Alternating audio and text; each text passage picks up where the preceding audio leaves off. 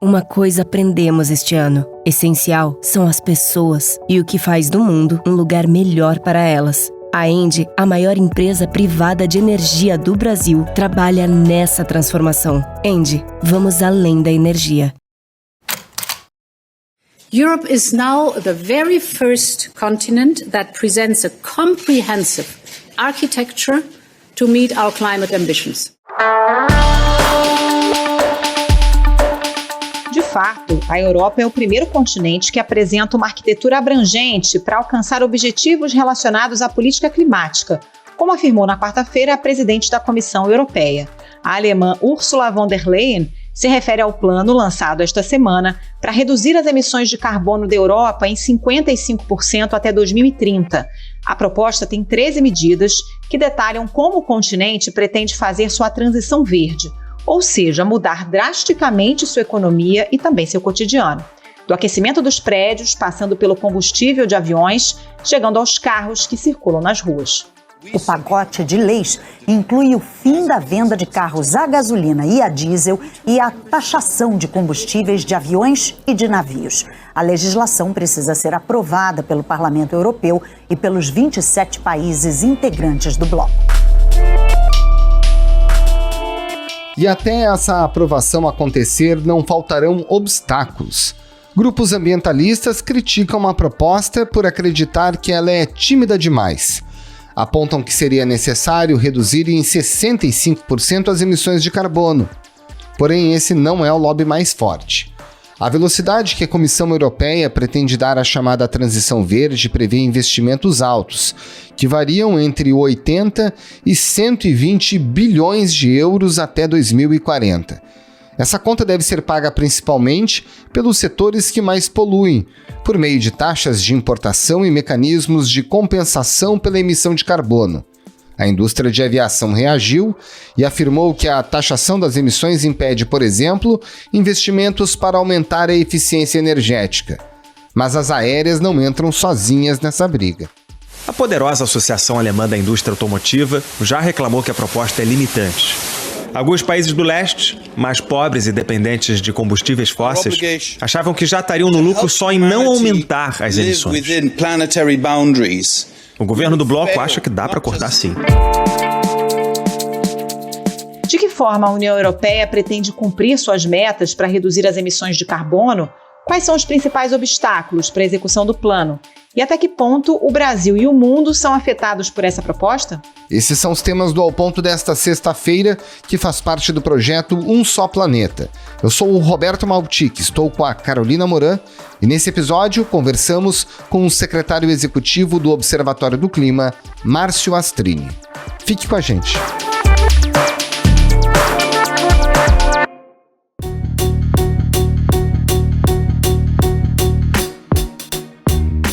Márcio Astrini, em linhas gerais, no que consiste esse plano da Comissão Europeia, que vem a ser o braço executivo da União Europeia, e efetivamente quem patrocina o conteúdo dessa proposta, bastante detalhada, para alguns bastante audaciosa, de redução das emissões de carbono na atmosfera? Olha, o plano ele é para colocar de pé as promessas climáticas feitas pela União Europeia de reduzir a emissão de gás de efeito estufa em até 55%. Essa é a meta da União Europeia, e aí eles desenharam esse plano para tirar a meta do papel e transformar ele em algo prático. Ainda é um anúncio de plano, ele precisa agora ser negociado e aprovado, mas pretende-se fazer esses cortes de emissões. Parte desses cortes, inclusive, previstos no plano, eles atingem especificamente algumas indústrias, alguns produtos e alguns exportadores, principalmente de aço, alumínio, cimento, fertilizantes e eletricidade. Portanto, países que exportam esses produtos para o bloco europeu e que não têm dentro de casa, dentro dos seus países, o mesmo nível de ambição climática que está sendo colocado agora na Europa, esses países vão ter que pagar uma taxa extra para compensar essa falta de ambição que internamente esses exportadores para a Europa têm. Portanto, basicamente o plano é esse daí, é cobrar de quem não tem metas para o acordo climático, para a redução de emissões de gás de efeito estufa suficientes, ou pelo menos que não tem metas compatíveis com as metas europeias. Agora, Márcio, essas mudanças devem custar entre 80 e 120 bilhões de euros até 2040. Efetivamente, quem é que paga essa conta? Sobra uma parte disso também para o consumidor? E do ponto de vista da geração de empregos e do desenvolvimento econômico, uma vez esse plano estando implementado, que garantias a gente tem de que, de fato, isso vai se traduzir em maior bem-estar e geração de riquezas para esses países?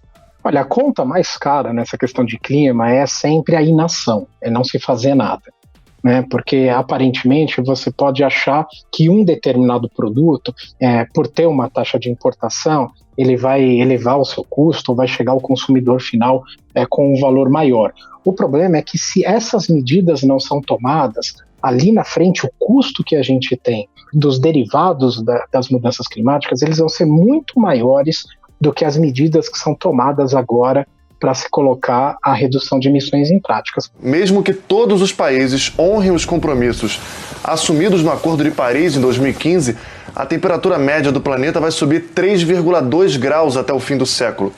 E isso vai ter grandes impactos climáticos, como a elevação do nível dos oceanos e secas prolongadas. Países como o Brasil, por exemplo, podem enfrentar problemas terríveis, né? Nós já temos um problema, por exemplo, de déficit habitacional, problema de fome. Esse ano mesmo cresceu a quantidade de pessoas em situação de miséria no país e de extrema pobreza. Com o aquecimento do planeta, nós vamos ter mais dificuldade de acesso à alimentação. Nós vamos ter um clima diferente, com mais chuva, mais seca, e essas populações que já sofrem hoje limitações, desigualdades sociais, vão pagar um preço maior. Existem cálculos, inclusive, que colocam na conta do PIB mundial dezenas de trilhões de dólares a mais de gastos apenas para remediar os problemas que os custos das mudanças climáticas vão trazer se a gente não parar de aquecer o planeta. Quem deve pagar por essa conta são principalmente aqueles países que não têm compromissos sérios ou ambiciosos de clima. E fica aí um alerta, inclusive, para o Brasil, que está sendo muito criticado atualmente dentro dessa agenda. Portanto, países como o Brasil, que estão com péssimo desempenho na questão climática, vão começar a enfrentar esse tipo de problema nos mercados internacionais para os produtos de exportação.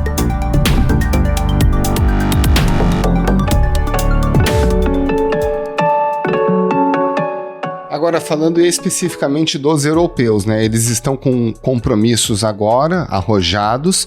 No entanto, eles têm um passivo, né? E esse passivo, inclusive, é cobrado nas conferências do clima nos últimos anos, inclusive nas últimas décadas.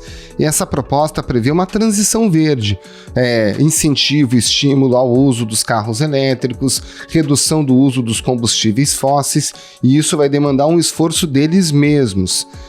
Como é que é esse esforço que eles precisam fazer para eles mesmos atenderem ao plano que está sendo proposto? Bom, então isso é uma coisa importante, porque não basta os europeus cobrarem do resto do mundo e taxarem produtos mundo afora, achando que isso vai resolver o problema se eles não fizerem a lição de casa, né? Os europeus têm historicamente uma parcela muito grande, uma contribuição enorme no problema do aquecimento global que a gente está vivendo hoje, principalmente na área de energia. A área de energia tem que ser um foco para eles e para outros grandes países, como os Estados Unidos também. Energia, inclusive, é responsável por mais de 70% de todo o acúmulo do problema das mudanças climáticas. É o setor que mais emite gás de efeito estufa no mundo.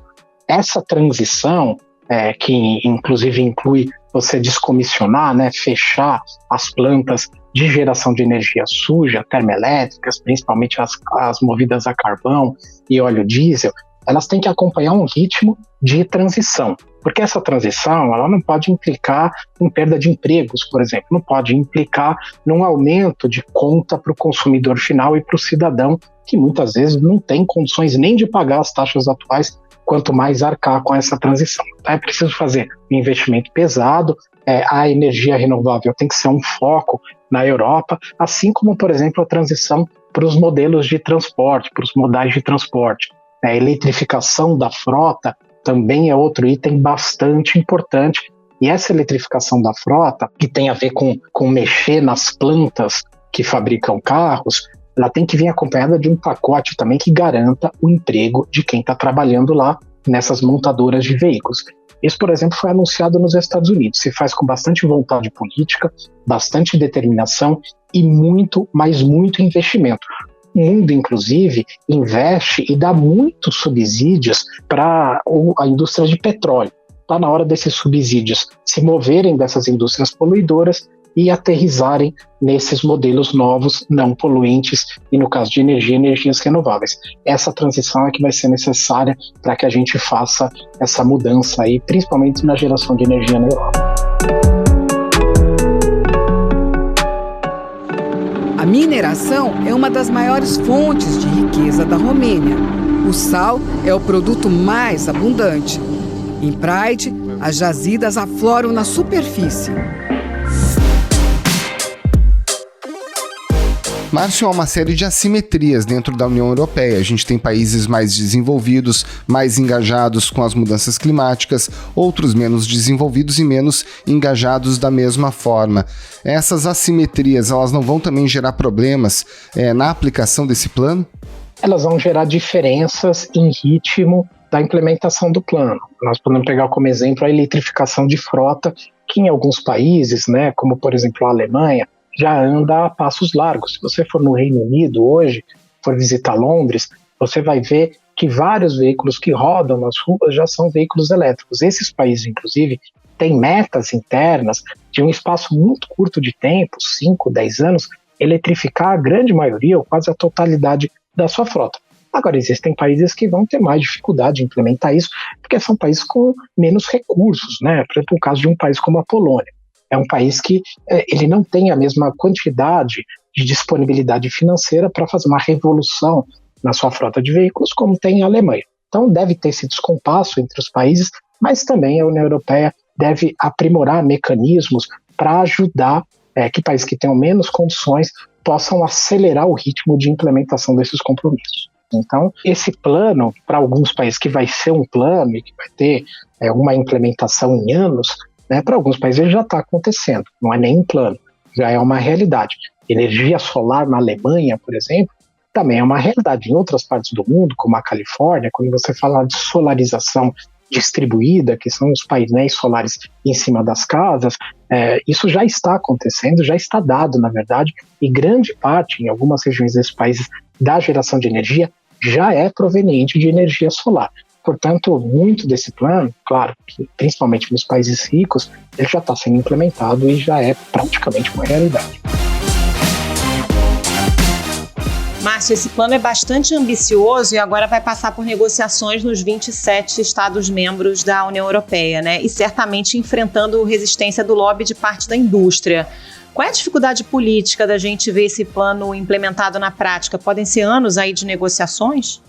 Podem ser anos de negociações, nós vamos ter um lobby muito forte, principalmente da indústria de petróleo, e as indústrias que hoje são movidas, por exemplo, indústria de carvão, são movidas a combustíveis poluentes, eles fazem isso já há muito tempo, inclusive dentro da própria Conferência de Clima, né, que é hospedada pela ONU, tem uma movimentação muito grande de petroleiras e de grupos de interesse que sobrevivem dessa indústria poluente, para que as negociações não avancem, para que as novas tecnologias elas não tomem o lugar das tecnologias antigas e poluentes. É uma guerra comercial muito grande.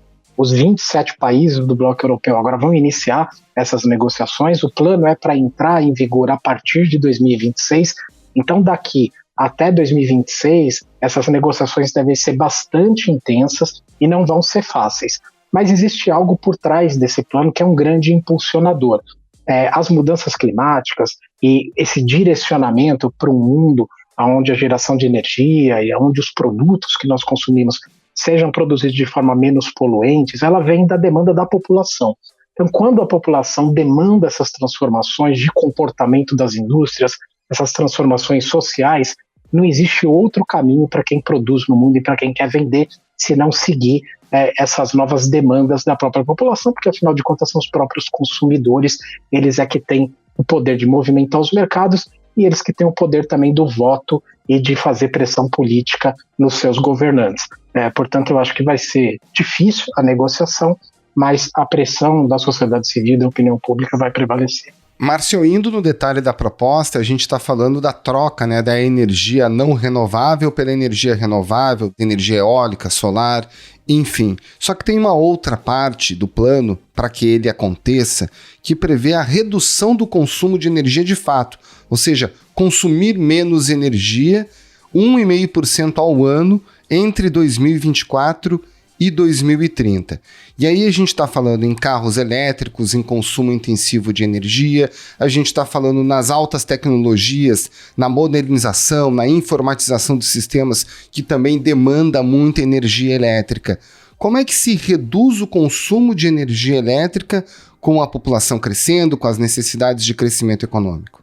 Olha, esse talvez seja o grande foco quando a gente fala em reduzir emissões por energia, né, que é você fazer a redução não do consumo apenas da parte do consumidor final, de ele acender menos lâmpadas na casa dele, mas é você tornar as lâmpadas que estão acesas mais eficientes. A grande parte da redução do consumo se dá em eficiência. Nós temos em alguns países, inclusive como o Brasil, por exemplo, uma perda enorme de energia nas linhas de transmissão. São tecnologias muito antigas, né, ou mal utilizadas, e você gera uma quantidade de energia, e em alguns lugares chega a perder 30% da energia gerada apenas nesse sistema de transferência ou de transmissão de energia. Talvez o modelo mais claro para as pessoas entenderem são as lâmpadas que a gente usa em casa.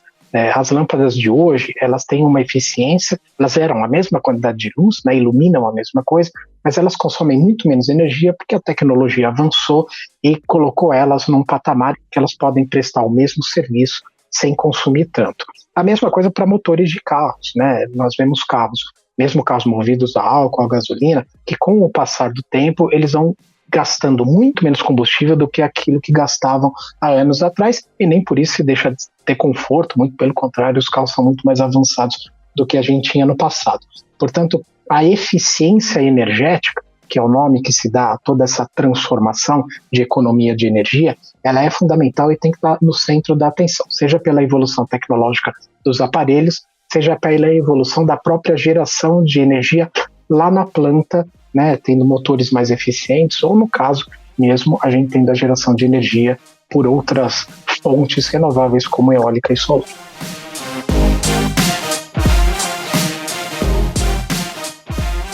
And we are at an inflection point in history. The consensus is if we act to save the planet, we can create millions of jobs and economic growth and opportunity. Esse movimento da Europa acontece num contexto em que o presidente Joe Biden nos Estados Unidos também anunciou um plano muito ambicioso de transição verde, e a China também está muito preocupada com esse assunto, né? Como é que esses planos se comparam? Parece que o europeu é até talvez mais ambicioso, e o quanto eles demonstram que é uma tendência de transição irreversível, né? Quem perder esse bonde vai ficar fora da cadeia de comércio mundial. Isso é uma coisa muito importante de observar, porque nós estamos falando dos 3 principais blocos econômicos do mundo, China, União Europeia e Estados Unidos, que estão em condições diferentes dentro do debate do clima. Os Estados Unidos, até pouco tempo atrás, tinha abandonado o Acordo de Paris na administração Trump e voltou agora com Biden ao acordo, voltou já anunciando um pacote de medidas muito grande, inclusive bastante impactantes para o país. O governo Biden, por exemplo, deixou de fazer um gasoduto que iria incentivar ainda mais o uso de energia suja, anunciou investimentos em plantas de automóveis para transformar essas plantas de motores a combustão para motores elétricos, inclusive fazendo um cálculo de geração de empregos muito generoso. Então, existe aí um empuxo dos Estados Unidos muito grande para entrar com tudo novamente nessa agenda de clima. A União Europeia já tem uma situação bastante mais consolidada, é um bloco que sempre esteve na vanguarda da discussão de clima, né? É óbvio que isso não se dá em todos os países membros, mas de forma geral eles têm posições mais avançadas, e a China que é a grande expectativa mundial, porque a China ela precisa avançar demais nos seus compromissos, e são compromissos sempre ou pouco ambiciosos ou muito nebulosos, cheios de dúvidas e de incertezas. A China é um fator determinante porque a China é hoje o maior poluidor do planeta. Ela e os Estados Unidos, inclusive combinados, respondem por mais de 40% das emissões globais.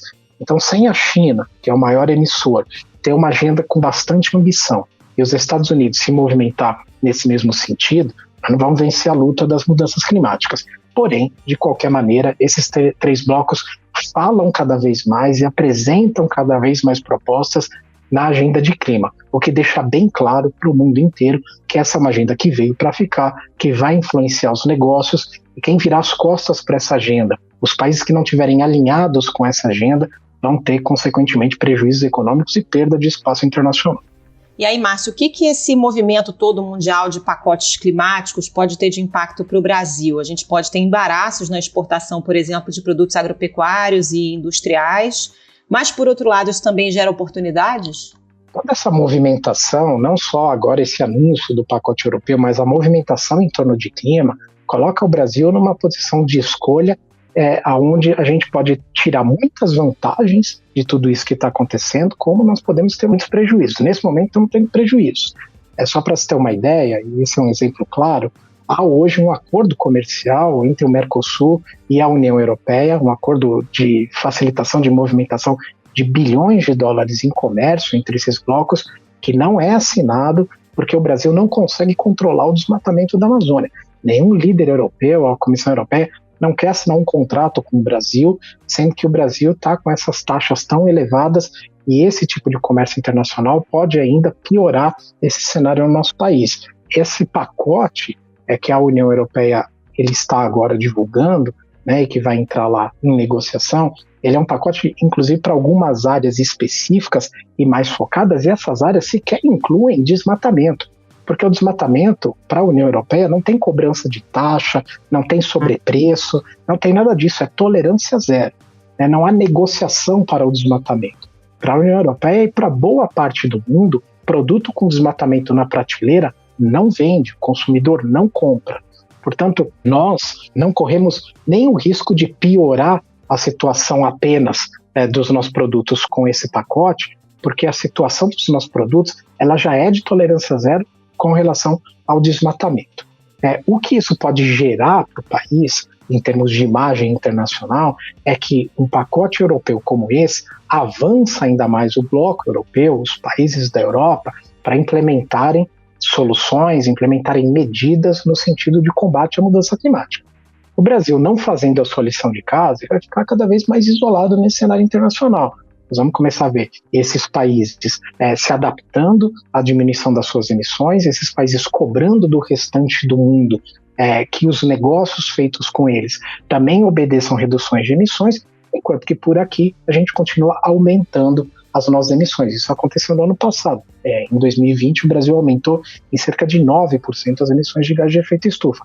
O desmatamento na Amazônia continua em alta. Os alertas de derrubadas na Amazônia Legal bateram recorde em maio. Países que têm esse tipo de performance vão começar a ficar para trás, né, e vão começar a perder espaço, perder negócios internacionais, e isso bate aqui no bolso do cidadão brasileiro, que vai ter menos oportunidades, vai começar a ter menos, no Brasil, oportunidades de geração de emprego e renda principalmente, e diminui a capacidade e o potencial do Brasil de concorrer internacionalmente nesses mercados que vão exigir cada vez mais a questão de clima como um parâmetro de compra.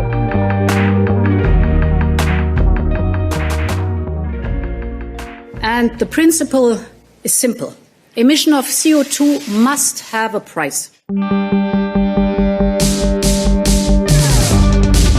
Márcio, para a gente finalizar, o plano europeu agora, esse plano, como é que ele decanta, né? São 27 Estados-membros, tem o Parlamento Europeu, a gente já conversou aqui que isso pode levar alguns anos até chegar às vias de fato, só que o clima continua mudando, né? Então, assim, não dá para demorar muito. Como é que se dá esse trâmite? Essas negociações europeias, elas quase obedecem sempre o mesmo trâmite, né? Elas vão para as discussões internas nos países, mas é importante considerar que elas não nascem do nada. Esse texto, ele foi acordado e discutido com os países antes de ser anunciado.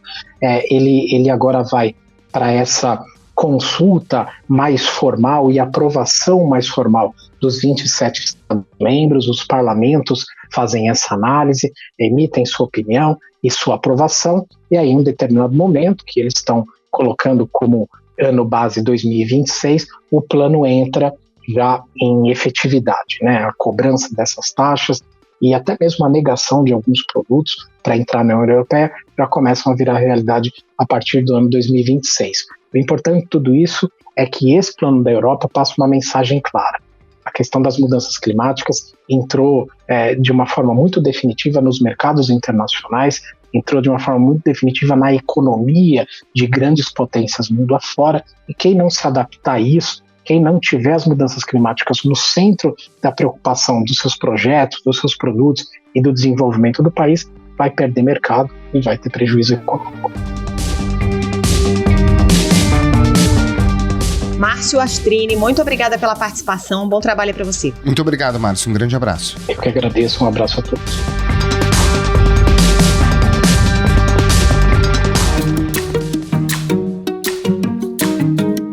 Esse foi o Ponto de hoje, o podcast diário da redação do Globo. Nessa conversa a gente conta com a participação de toda a equipe do jornal, as mesmas pessoas que levam até você informação e análise de qualidade todos os dias. Quer saber mais? Assine o Globo. Acesse assineoglobo.com.br e confira todas as notícias e reportagens especiais. A produção foi do Bernardo Ionechig e a edição é do João Guilherme Lacerda. Tchau. Até mais.